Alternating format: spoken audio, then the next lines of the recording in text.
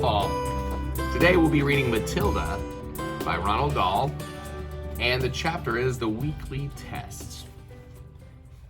The Weekly Test. At 2 o'clock sharp, the class assembled, including Miss Honey, who noted that the jug of water and the glass were in the proper place.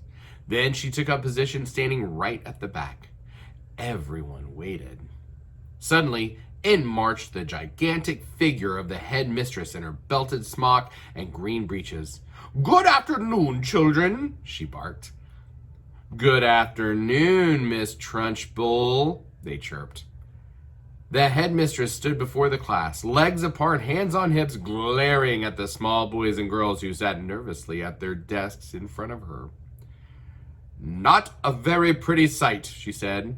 Her expression was one of utter distaste, as though she were looking at something a dog had done in the middle of the floor.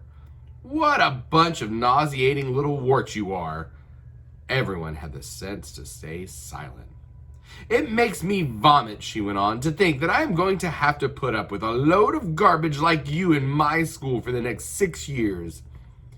I can see that I'm going to have to expel as many of you as possible as soon as possible to save myself from going round the bend." She paused, then snorted several times. It was a curious noise. You can hear the same sort of thing if you walk through a riding stable when the horses are being fed.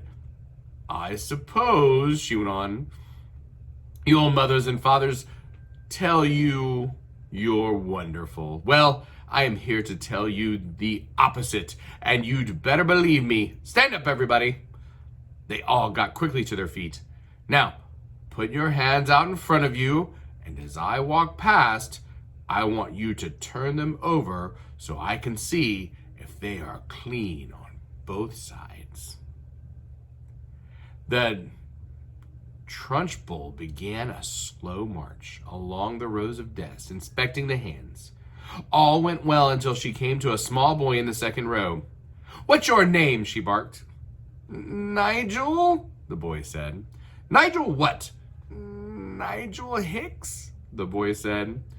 "Nigel Hicks what?" the Trunchbull bellowed.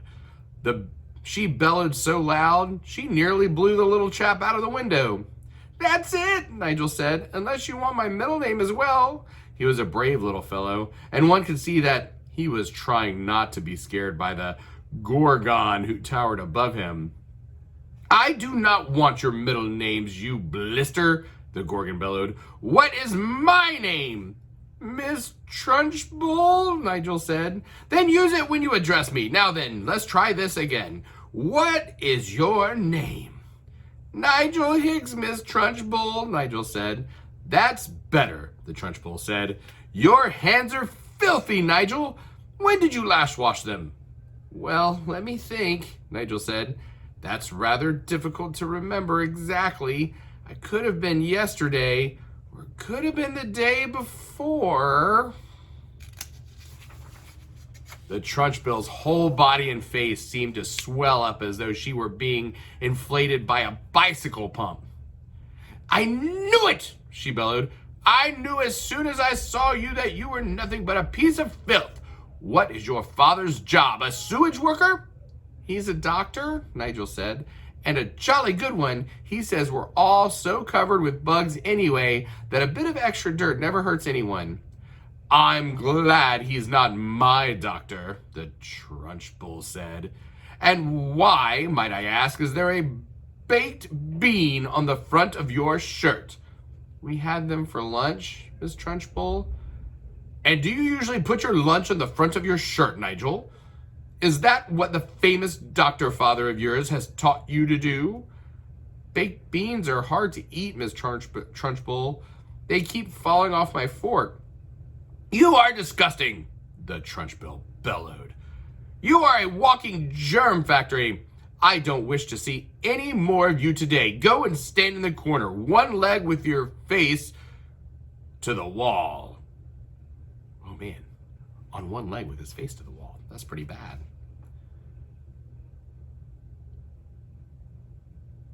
"But Miss Trunchbull," "Don't argue with me, boy, or I'll make you stand on your head. Now, do as you're told." Nigel went. Now stay where you are, boy, while I test you on your spelling to see if you've learnt anything all this past week.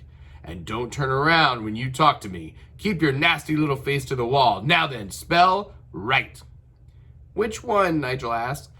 "The thing you do with a pen or the one that means the opposite of wrong?" He happened to be an unusually bright child, and his mother had worked hard with him at home on spelling and reading. "The one with the pen, you little fool." Nigel spelled it correctly, which surprised the Trunchbull. She thought she had given him a very tricky word, one that he wouldn't yet have learned, and she was peeved that he had succeeded. Then Nigel said, still balancing on one leg and facing the wall, "Miss Honey taught us how to spell a new very long word yesterday." "And what word was that?" the Trunchbull asked softly.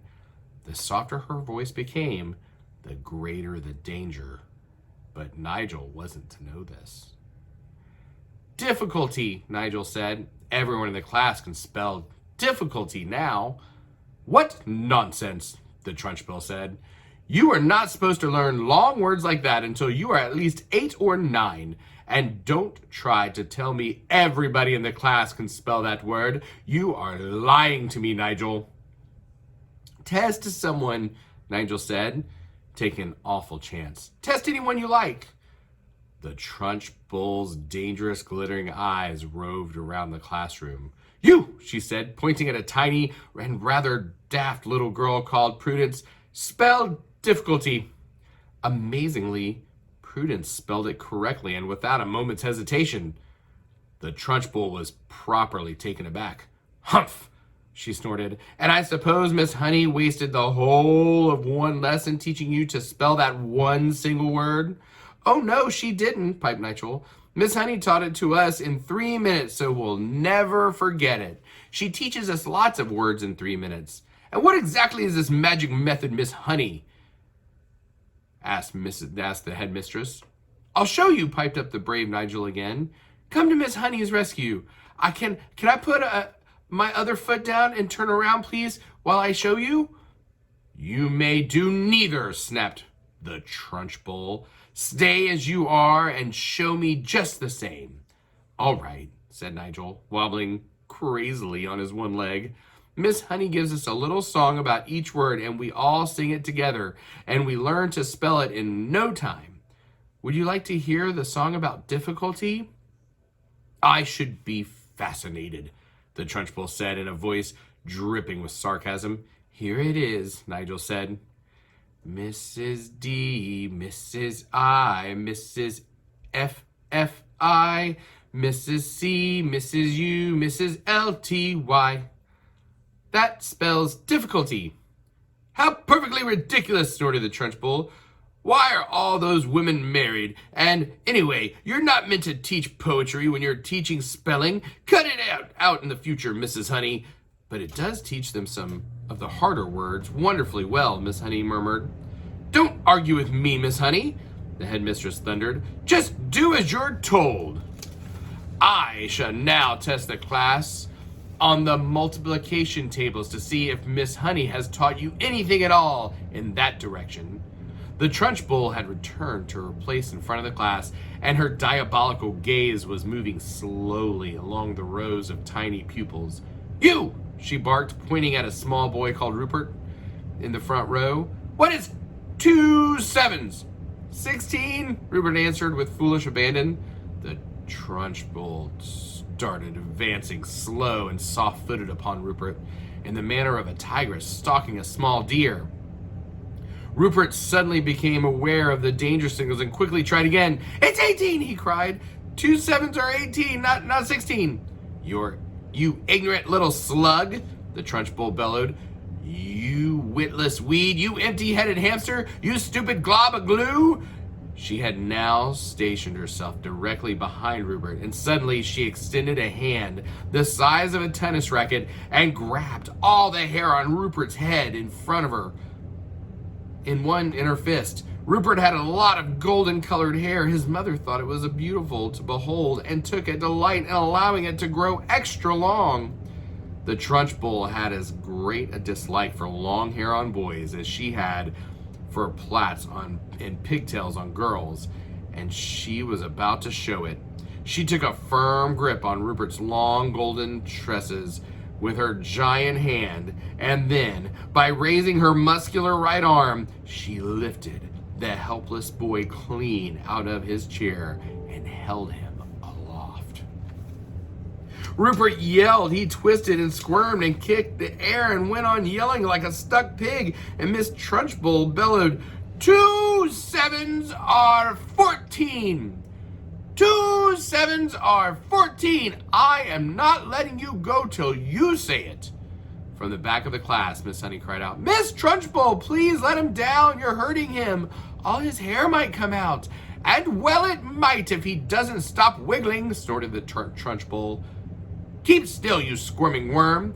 It really was a quite extraordinary sight to see this giant headmistress dangling the small boy high in the air, and the boy spinning and twisting like something on the end of a string and shrieking his head off.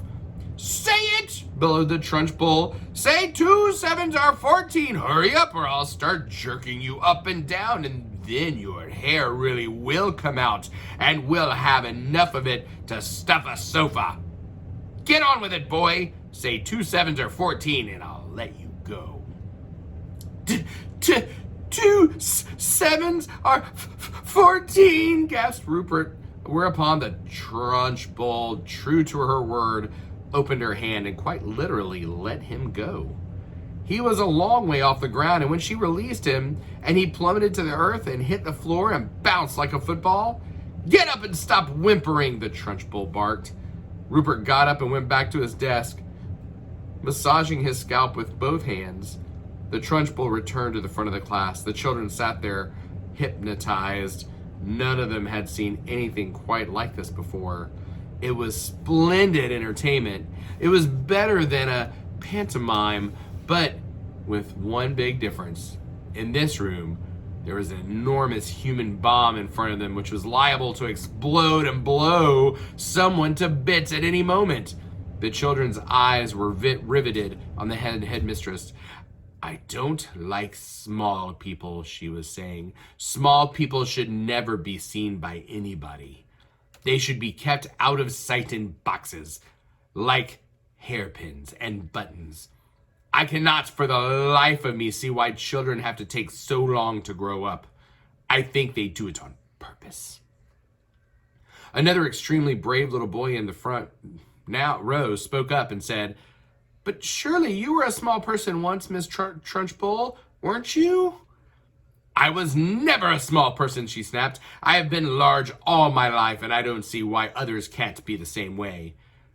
But you must have started out as a baby, the boy said. Me? A baby? Shouted the Trunchbull. How dare you suggest such a thing? What cheek? What infernal insolence? What's your name, boy? And stand up when you speak to me. The boy stood up. My name is Eric Ink, Miss Trunchbull, he said. Eric what? The Trunchbull shouted. Ink, the boy said. Don't be an ass, boy. There's no such name. Look in the phone book, Eric said. You'll see my father there under Ink. Very well, then, the Trunchbull said. You may be Ink, young man, but let me tell you something. You're not intelligible. I'll very soon rub you out if you try getting clever with me. Spell what? I don't understand, Eric said. What do you want me to spell? Spell what, you idiot? Spell the word what? W-O-T, Eric said, answering too quickly. There was a nasty silence.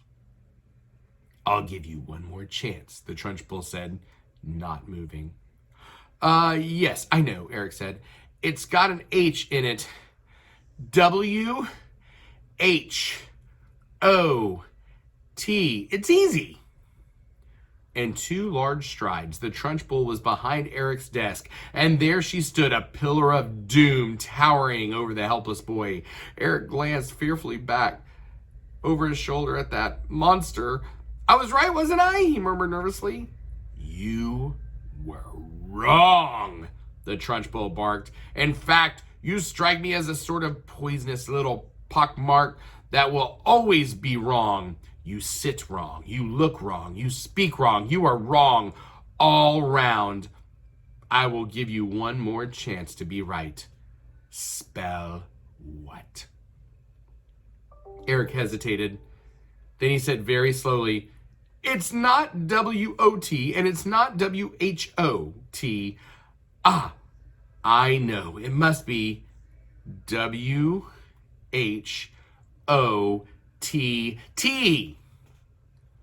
Standing behind Eric, the Trunchbull reached out and took hold of the boy's two ears, one with each hand, pinching them between her forefinger and thumb. Ow! Eric cried. Ow, you're hurting me! I haven't started yet, the Trunchbull said briskly, and now, taking a firm grip on his two ears, she lifted him bodily out of his seat and held him aloft. Like Rupert before him, Eric squealed the house down. From the back of the classroom, Miss Honey cried out, Miss Trunchbull, don't, please, let him go. His ears might come off. They'll never come off, the Trunchbull shouted back. I have discovered through long experience, Miss Honey, that the ears of small boys are stuck very firmly to their heads. Let him go, Miss Trunchbull, please, begged Miss Honey. You could damage him. You really could. You could wrench them right off. Ears never come off, the Trunchbull shouted. They stretch most marvelously like these are doing right now, but I can assure you they never come off.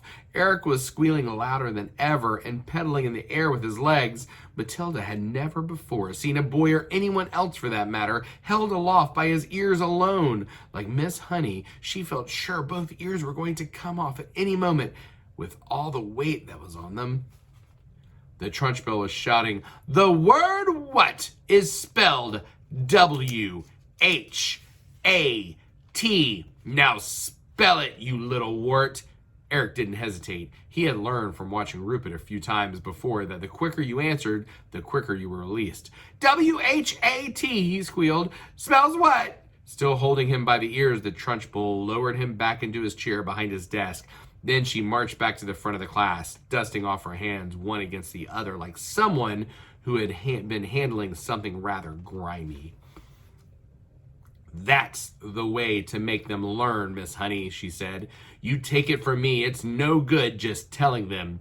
You've got to hammer it into them. There is nothing like a little twisting and twiddling to encourage them to remember things. It concentrates their minds wonderfully. You could do them permanent damage, Miss Trunchbull, Miss Honey cried out. Oh, I have. I'm quite sure I have, the Trunchbull answered, grinning. Eric's ears will have stretched quite considerably in the last couple of minutes. They'll be much longer now than they were before. That's nothing wrong with that. There's nothing wrong with that, Miss Honey. It'll give him an interesting pixie look for the rest of his life. But Miss Trunchbull... Oh, do shut up, Miss Honey. You're as wet as any of them. If you can't cope in here, then you can go and find a job in some cotton wool private school for rich brats.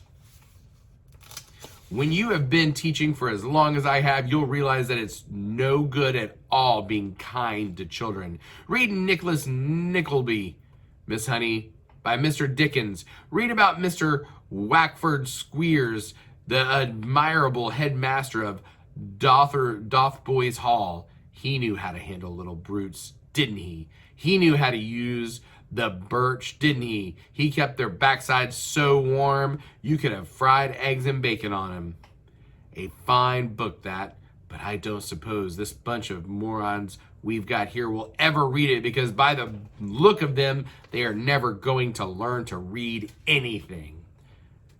I've read it, Matilda said quietly. The Trunchbull flicked her head round and looked carefully at the small girl with dark hair and deep brown eyes sitting in the second row. What did you say? She asked sharply. I said, I've read it, Miss Trunchbull. Read what? Nicholas Nickleby, Miss Trunchbull. You are lying to me, madam, the Trunchbull shouted, glaring at Matilda. I doubt there is a single child in the entire school who has read that book. And here you are, an hatched shrimp sitting in the lowest form there is, trying to tell me a whopping great lie like that? Why do you do it? You must take me for a fool. Do you take me for a fool, child? Well, Matilda said. Then she hesitated. She would like to have said, yes, I jolly well do, but that would have been suicide. Well, she said, again, still hesitating, still refusing to say no. The Trunchbull sensed what the child was thinking, and she didn't like it. Stand up when you speak to me. Stand up when you speak to me, she snapped. What is your name? Matilda stood up and said, my name is Matilda Wormwood, Mrs. Trunchbull. Wormwood, is it? The Trunchbull said. In that case, you must be the daughter of that man who owns Wormwood Motors. Yes, Miss Trunchbull. He's a crook, the Trunchbull shouted. A week ago, he sold me a second-hand car that he said was almost new. I thought he was a splendid fellow then. But this morning, while I was driving that car through the village, the entire engine fell out on the road. The whole thing was filled with sawdust. The man's a thief, a robber, and I'll have his skin for sausages. You see if I don't. He's clever at his business, Matilda said. Clever my foot, the Trunchbull shouted. Mrs. Honey tells me that you are meant to be clever too. Well, madam, I don't like clever people. They are all crooked. You are most certainly crooked. Before I fell out with your father, he told me some very nasty stories about the way you behaved at home. But you'd better not try anything in this school, young lady. I shall be keeping a very careful eye on you from now on. Sit down and keep quiet. She doesn't sound very nice at all. Trunchbull. Her name doesn't sound good. Well, I hope you enjoyed the weekly test. That's in Matilda by Roald Dahl. Bye. First Matilda sat down again. First time she sat down again. Then she reached out